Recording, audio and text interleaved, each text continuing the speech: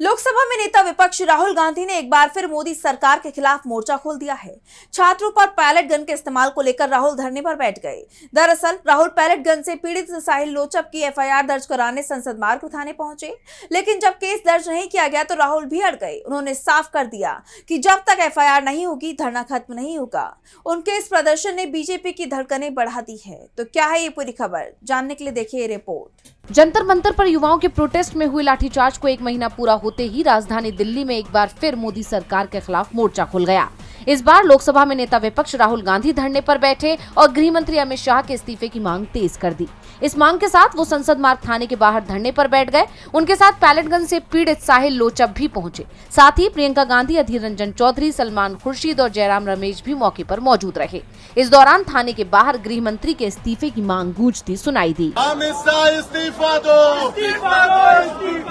इस्तीफा तुमको देना होगा। अमित शाह की पुलिस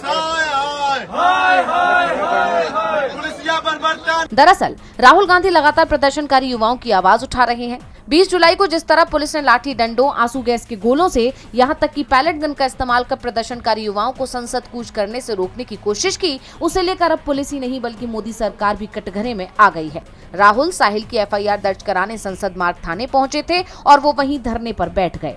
उन्होंने आरोप लगाया 20 जुलाई के प्रदर्शन में साहिल पैलेट गन से घायल हुए। 14 अगस्त को उन्होंने दिल्ली पुलिस को लिखित शिकायत दी थी, लेकिन उन्हें शिकायत की कॉपी ही नहीं मिली। 17 अगस्त को ईमेल और फोन से भी शिकायत पर कार्रवाई की मांग की गई, लेकिन कुछ नहीं हुआ। साहिल ने बताया कि कनॉट प्लेस के पास पैलेट गन से हमले के बाद मुझे लेडी हार्डिंग हॉस्पिटल में भर्ती कराया गया और वहां से एम्स रेफर कर दिया गया, जहां मेरी 2 सर्जरी हुई। सर्जरी के बाद भी मुझे आंख से साफ दिखाई नहीं दे रहा है। साहिल की मां ने बताया कि हमारी एफआईआर कहीं लिखी ही नहीं गई।